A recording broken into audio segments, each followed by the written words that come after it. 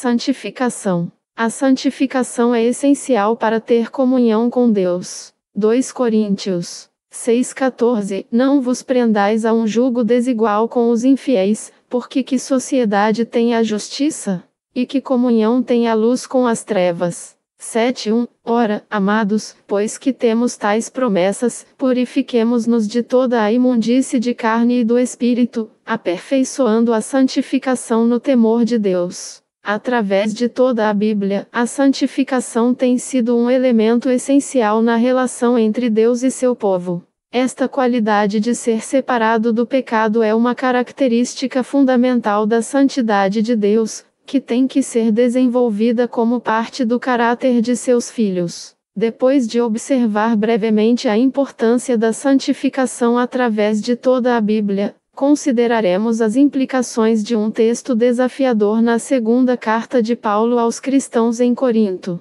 Deus quer um povo santo. Desde a criação, Deus quis um povo santo. Ele desejou uma comunhão especial com os homens que fossem capazes de andar com Ele e falar com Ele numa união especial. Mas a própria natureza de Deus estabelece limites para tal associação. Seu caráter santo não pode permitir ser contaminado pelo pecado e pela corrupção. Os homens só podem estar na sua presença se forem puros. Adão e Eva andavam no mesmo jardim que Deus, e falavam com Ele. Mas logo pecaram e perderam esta convivência especial. Foram expulsos do jardim do Éden separados de Deus, o que foi a morte espiritual que Deus havia prometido como consequência do pecado. Gênesis 2:17 Mas da árvore do conhecimento do bem e do mal, dela não comerás, porque no dia em que dela comeres, certamente morrerás. 3:23 O Senhor Deus,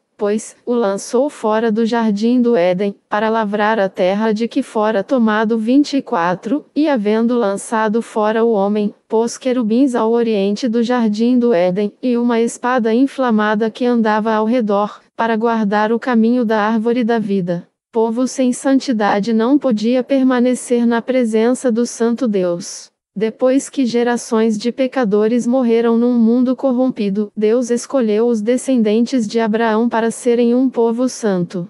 Ele os separou da má influência dos senhores egípcios e preparou uma terra onde poderiam habitar livres da corrupção dos povos idólatras. Ele até mesmo lhes deu uma lei especial, que ressaltava a distinção entre o puro e o impuro. Deus explicou a necessidade da pureza deles quando lhes deu essa lei. Eu sou o Senhor, vosso Deus. Portanto, vós vos consagrareis e sereis santos, porque eu sou santo. Eu sou o Senhor, que vos faço subir da terra do Egito, para que eu seja vosso Deus. Portanto, vós sereis santos, porque eu sou santo. Levítico 11:44 Porque eu sou o Senhor vosso Deus. Portanto vós vos santificareis, e sereis santos, porque eu sou santo.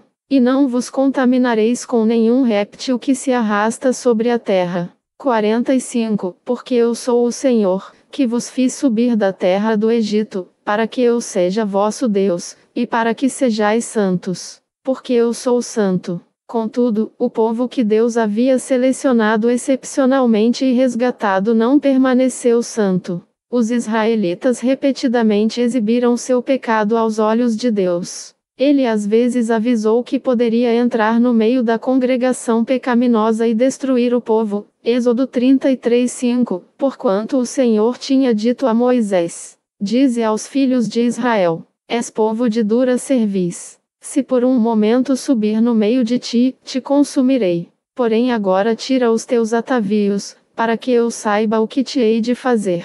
Números 16:44 Então falou o Senhor a Moisés, dizendo: 45 Levantai-vos do meio desta congregação, e a consumirei num momento. Então se prostraram sobre os seus rostos. Por quê? Simplesmente porque não pode haver comunhão entre a santidade de Deus e a impureza do homem. O homem tem que ser purificado, ou morrerá. Veja Isaías 6:1 No ano em que morreu o rei Uzias, eu vi também ao Senhor assentado sobre um alto e sublime trono, e o seu séquito enchia o templo. 2 Serafins estavam por cima dele. Cada um tinha 6 asas. Com 2 cobriam os seus rostos, e com 2 cobriam os seus pés, e com 2 voavam. 3 E clamavam uns aos outros, dizendo: Santo, Santo, Santo é o Senhor dos exércitos. Toda a terra está cheia da sua glória. 4 E os umbrais das portas se moveram à voz do que clamava, e a casa se encheu de fumaça. 5 Então disse eu: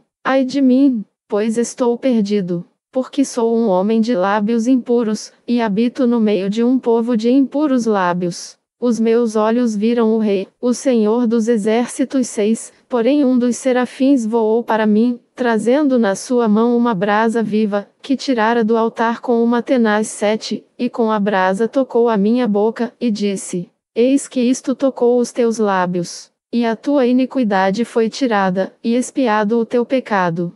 Deus ainda quer um povo santo, e providenciou, através de Cristo, o meio de purificar os pecadores para servirem-no. Os cristãos são o povo santo de Deus. 1 Pedro 2:5 Vós também, como pedras vivas, sois edificados casa espiritual e sacerdócio santo, para oferecer sacrifícios espirituais agradáveis a Deus por Jesus Cristo.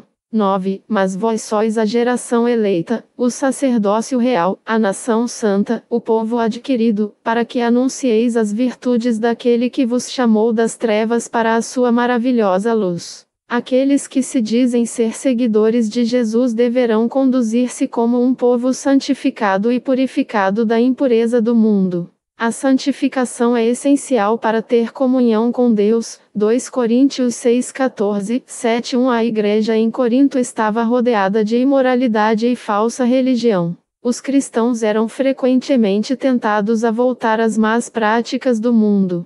Paulo entendeu esta tentação quando lhes escreveu cartas de encorajamento. Consideremos seu ensinamento em 2 Coríntios 6:14, Não vos prendais a um jugo desigual com os infiéis. Porque, que sociedade tem a justiça com a injustiça? E que comunhão tem a luz com as trevas? 7:1 Ora, amados, pois que temos tais promessas, purifiquemo-nos de toda a imundícia da carne e do espírito, aperfeiçoando a santificação no temor de Deus. Paulo ensinou que o pecado não tem lugar na vida do cristão. Nos versículos 2 Coríntios 6:14 e 15 ele disse: 14 Não vos ponhais em jugo desigual com os incrédulos. Porquanto que sociedade pode haver entre a justiça e a iniquidade? Ou que comunhão da luz com as trevas? 15 Que harmonia entre Cristo e o maligno? Ou que união do crente com o incrédulo? Encontramos nestes versículos uma lista de coisas que são totalmente opostas. Paulo não encoraja a nenhum tipo de compromisso. Ele não nos diz que um pouco de mal pode coexistir com a justiça.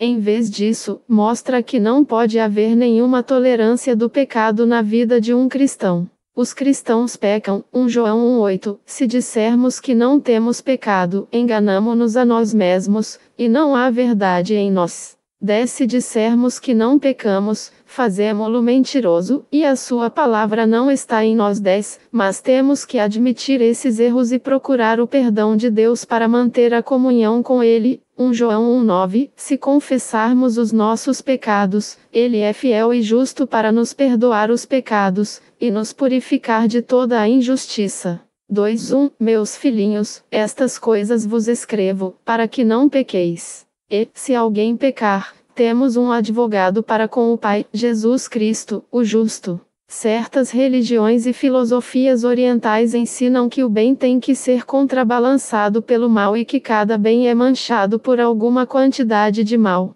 Tais ideias contradizem frontalmente o ensinamento da Bíblia. Bem e mal são distintos e não podem existir em harmonia. Os discípulos de Cristo não podem comprometer-se com o erro. Esta santificação é baseada em nossa relação com Deus. Paulo continuou nos versículos 2 Coríntios 6:16 a 18 a dizer que a base para esta santificação é nossa relação com Deus. Nestes versículos, ele usa a linguagem das passagens do Velho Testamento para mostrar que Deus ainda deseja um povo santo. 16 Que ligação há entre o santuário de Deus e os ídolos? Porque nós somos santuário do Deus vivente, como ele próprio disse. Habitarei e andarei entre eles. Serei o seu Deus, e eles serão o meu povo. 17 Por isso, retirai-vos do meio deles, separai-vos, diz o Senhor. Não toqueis em coisas impuras. E eu vos receberei, serei vosso pai, e vós 18 Sereis para mim filhos e filhas, diz o Senhor Todo-Poderoso. O desejo básico de Deus permanece inalterado. Ele quer ter íntima comunhão com seu povo santo. Mas um Deus puro não pode ter amizade com pecado. Portanto, temos que separar-nos do mal e da impureza. Mas, para que não vejamos isto como uma tarefa desagradável de renúncia, teremos que nos lembrar do grande privilégio que é descrito aqui, especialmente no versículo 18. O Deus Todo-Poderoso do Universo, nosso grande Criador e Redentor, quer ser nosso Pai. Os cristãos têm imenso privilégio de serem chamados filhos e filhas do próprio Deus. Que faremos para aproveitar desta abençoada amizade com Deus? O primeiro versículo do capítulo 7 oferece a conclusão prática desta passagem. Tendo, pois, ó amados, tais promessas, purifiquemo-nos de toda impureza, tanto da carne como do espírito, aperfeiçoando a nossa santidade no temor de Deus. Por causa do grande privilégio de sermos chamados filhos e filhas de Deus, temos que nos purificar de toda impureza. Não apenas 50, 90 ou 99 do pecado, mas de toda imundície. Por quê? Por causa de nosso respeito a Deus. Ele merece nosso serviço de santificação. Temos que ser limpos de que tipos de impureza? Paulo menciona duas amplas categorias de pecado que têm que ser expurgadas de nossas vidas. Impureza da carne. Isto incluiria todas as formas de imoralidade e mundanismo. Pecados sexuais, embriaguez, desonestidade e todas as outras características da carne têm que ser abandonadas. Pessoas que praticam tais coisas não terão permissão para entrar na eterna comunhão com Deus. Veja Gálatas 5:19, porque as obras da carne são manifestas, as quais são adultério, prostituição, impureza, lascívia, 20 idolatria, feitiçaria, inimizades, porfias, emulações, iras, pelejas, dissensões, heresias, 21 invejas, homicídios, bebedices, glutonarias, e coisas semelhantes a estas, acerca das quais vos declaro, como já antes vos disse, que os que cometem tais coisas não herdarão o reino de Deus. 21. 1 Coríntios 6:9 Não sabeis que os injustos não hão de herdar o reino de Deus? Não erreis. Nem os devassos, nem os idólatras, nem os adúlteros, nem os efeminados, nem os sodomitas, 10 Nem os ladrões, nem os avarentos, nem os bêbados, nem os maldizentes, nem os roubadores herdarão o reino de Deus. 11 E é o que alguns têm sido. Mas haveis sido lavados, mas haveis sido santificados, mas haveis sido justificados em nome do Senhor Jesus, e pelo Espírito do nosso Deus. 11. Apocalipse 21:8 Mas, quanto aos tímidos, e aos incrédulos, e aos abomináveis, e aos homicidas, e aos fornicadores, e aos feiticeiros, e aos idólatras e a todos os mentirosos, a sua parte será no lago que arde com fogo e enxofre. O que é a segunda morte? Impureza do espírito. Impureza espiritual e religiosa também têm que ser removidas de nossas vidas. Os cristãos em Corinto estavam rodeados pela idolatria, por isso Paulo usou este exemplo específico. Estamos rodeados de uma variedade de doutrinas humanas e filosofias, práticas de espiritismo, adoração de santos e de imagens, etc. O verdadeiro cristão não pode continuar a participar de tais práticas impuras. Temos que limpar-nos de qualquer mal deste tipo. 1 Coríntios 10:14 Portanto, meus amados, fugir da idolatria. Adorando somente a Deus. Mateus 4:10 Nossa adoração a Deus tem que ser de acordo com sua verdade. João 4:24 Deus é espírito, e importa que os que o adorem em espírito e em verdade. Sem nos santificar, não teremos comunhão com o Senhor que morreu por nós. Aplicações em nossa sociedade. Vivemos num mundo que tem sido manchado, por milhares de anos, pelo pecado. Estamos rodeados por violência, pornografia, desonestidade e falsa religião. Deus não pretende que nos isolemos deste mundo, João 17:14-21, mas que fujamos dos seus pecados, 1 Timóteo 6:11, mas tu, ó homem de Deus, foge destas coisas, e segue a justiça, a piedade, a fé, o amor, a paciência, a mansidão. E brilhemos como luzes num mundo de trevas, Mateus 5:14, vós sois a luz do mundo. Não se pode esconder uma cidade edificada sobre um monte. 15. Nem se acende a candeia e se coloca debaixo do alqueire, mas no velador, e dá luz a todos que estão na casa. 16. Assim resplandeça a vossa luz diante dos homens, para que vejam as vossas boas obras e glorifiquem a vosso Pai, que está nos céus. Nunca foi fácil viver como povo santificado num mundo de corrupção e injustiça, mas é possível. Jesus provou isso durante uma vida de pureza sem pecado. É nossa responsabilidade seguir seus passos. Porquanto para isto mesmo fostes chamados, pois que também Cristo sofreu em vosso lugar, deixando-vos exemplo para seguirdes os seus passos, o qual não cometeu pecado, nem dolo algum se achou em sua boca. 1 Pedro 2:21, porque para isto sois chamados.